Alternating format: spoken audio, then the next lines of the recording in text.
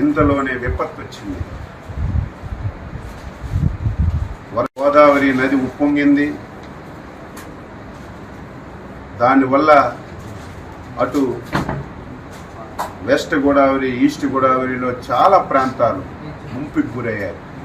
చాలా గ్రామాలు ముంపుకు గురై ప్రజలు చాలా అవస్థలు పడుతున్నారు. మీరందరూ సజీవ సాక్షులు. గతంలో కూడా మీరు పనిచేశారు.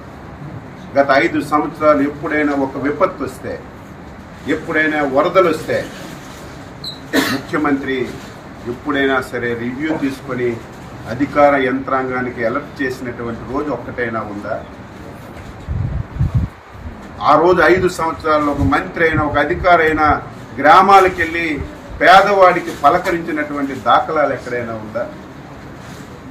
మొన్న ఎప్పుడైతే భారీ వర్షాలు వస్తాయి, గోదావరి నదికి విపరీతంగా వరదొస్తుందని తెలిస్తే మా విపత్తుల శాఖ మంత్రి శ్రీమతి అనిత గారు జూమ్లో కాన్ఫరెన్స్ తీసుకొని కలెక్టర్కి అలర్ట్ చేశారు.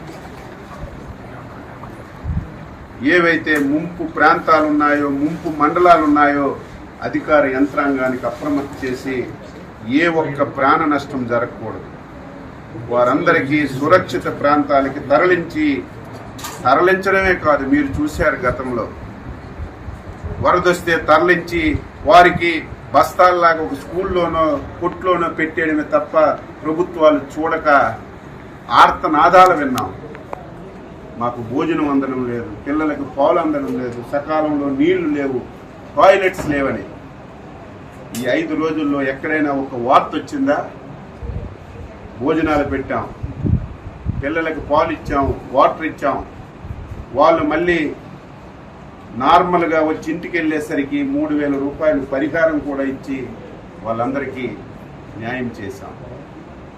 నిన్న ఈరోజు ఈ 2-3 జిల్లాలు తిరుగుతుంటే గత ప్రభుత్వం పాపాల వల్ల ఏవైతే పురాతనమైనటువంటి కాలువలు ఉన్నాయో, గెడ్డలున్నాయో 5 సంవత్సరాలు గాలికి వదిలేశారు. కనీస స్థాయిలో మెయింటెనెన్స్ చేయలేదు. కనీసం ఒక తట్టిడి మట్టి తీసి ఆ కాలువలో ఉన్నటువంటి అడ్డు కూడా తీయకపోవడం వల్ల నిన్న వచ్చినటువంటి వరదలకి ఆ కాలువలు పొంగి 1000 ఎకరాలు రైతు పెట్టినటువంటి పంట పూర్తిగా నాశనం అయిపోయింది. నిన్న ఈరోజు చంద్రబాబు నాయుడు గారు అసెంబ్లీలో ప్రకటించారు, మా మంత్రుల బృందానికి పంపిస్తున్నాం,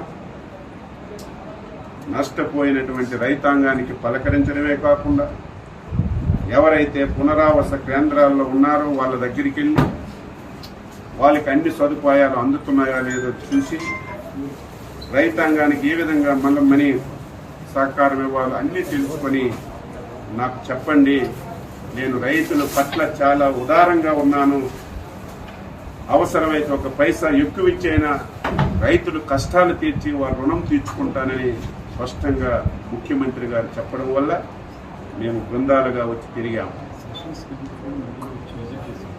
మధ్యలో సెషన్స్ టైంలో కూడా ఎవరైతే స్థానిక మంత్రులు వచ్చి ఒక పూట అసెంబ్లీ చూసి ఒక పూట వచ్చి పలకరించి వచ్చినటువంటి దాఖలాలు. నిన్న ప్రజలు 5 సంవత్సరాలు ఇటువంటి పరిస్థితి ఉంటే ఒక్క ఆఫీసర్ రావడం కానీ, ఒక్క మంత్రి రావడం కానీ, ఒక ఎమ్మెల్యే రావడం కానీ మేము ఎప్పుడు చూడలేదు. మీరు వచ్చారు, ఇదే మాకు ఆనందం అని మీ సాక్షిగానే చాలామంది నిన్న వారి హర్షాన్ని తెలియజేశారు. ఈరోజు ఈ ప్రాంతం నాశనం అవ్వడానికి ప్రధాన కారణం ఎర్ర కాలువ. ఇది జంగారెడ్డిగూడెంలో స్టార్ట్ అయ్యి మళ్ళీ భీమవరంలో ఎండ్ అవుతుంది. ఈ కాలువ అస్తవ్యస్తంగా ఉంది. ఈ కాలువ వల్ల సుమారుగా 20 నియోజకవర్గాల్లో ప్రతి సంవత్సరం చేతికొచ్చిన పంట పోతుంది, పెట్టుబడి పెట్టిన పంట పోతుంది. ఈ కాలువని శాశ్వతంగా ఈ సమస్యని పరిష్కరించాలని ఒక ఆలోచన చేస్తున్నాం.